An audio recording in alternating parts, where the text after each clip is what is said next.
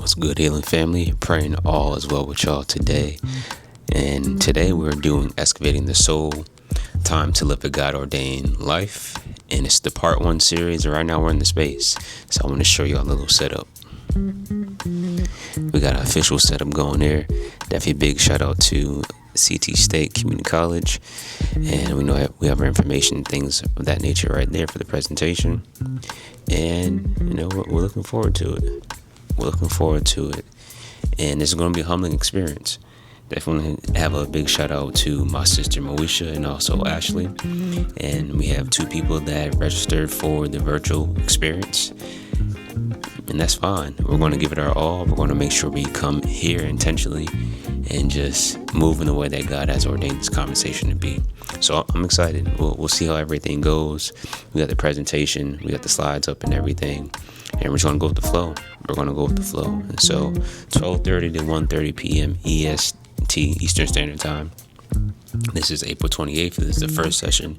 And we'll see how the second session goes as well. But I'm looking forward to this conversation for today. So again, big shout out to y'all too. Appreciate y'all very much. And we're just going to go. We're going to go and walk into this form of healing and just realizing that it's not about my expectations and what I expect for this space or expect for the conversation or expect for the attendance. I get it. It's the middle of the day. It's a lunch period. And some people do or do not have the time. So if they do show up, that will be awesome. If they don't, that'll be awesome as well. Now just use this as a learning experience. Today's conversation is going to be focused on excavating the soul, time to live a God-ordained life. And the purpose of this conversation is really just sitting in this space to where we're able to reflect on the things that no longer serves us in order to be who God has called us to be. So that can be different habits, different patterns, different ways of thinking, or just a certain mindset that no longer serves us in this current season, where we need to sit with that type of emotion, type of action, type of feeling, and to be able to see where God is revealing those areas of how we can let go and move forward in the life that we are called to live. We can't expect to walk into the fullness of who God is calling us to be while holding on to what He has already given us the strength, grace, and power to release unto Him. From 2019 to 2023, I felt more in the form of a deep form of depression. Just a lot of things I wasn't able to deal with, and I was able to cope with those type of mechanisms from moving from my relationship with God and depending on marijuana. I looked at marijuana as more of an idol, more of something that can help me release, and I was able to submit to marijuana instead of submitting to God. And that was where more of that disconnection came to be revealed. And so I wasn't happy with myself. I was depressed. I was just sitting in so much anger, so much confusion. But at some point in time in my life, I realized that there has to be a turning point. What are the things that God is calling me to let go and also to reveal in that form of that darkness, in that form of isolation, and also realizing that it, again, no longer serves me. Well, how can I make sure that I'm not dependent on this type of substance? And also realizing that my health is very more important than my addiction to marijuana. And so moving from that turning point to surrendering was definitely more of the most difficult things to experience, because I had to delete, the plug, the person that provided the marijuana. I had to change up my viewpoint of how I viewed myself.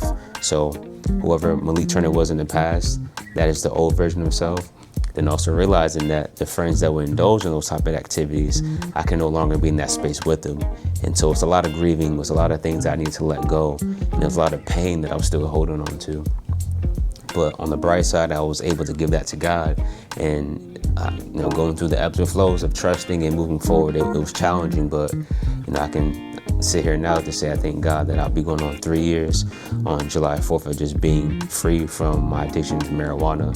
There are certain things that Jesus went through that outline the challenges, outline surrendering, outlining being in the motion and movement of obedience.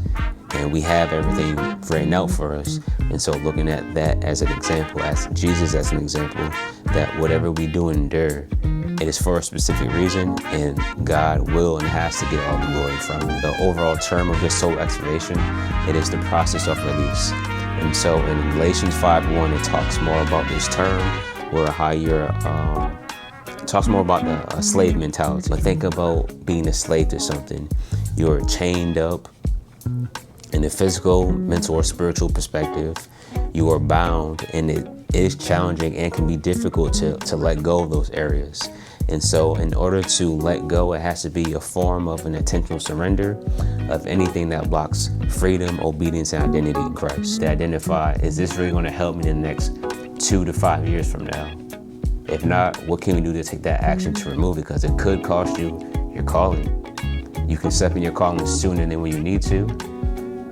And then if not, that can delay you longer until God is saying that you need to let this go and trust me to know that I'm here for you. I can help you get a better rest. I can help with your anxiety. I can help you with any other type of thoughts that may come to mind.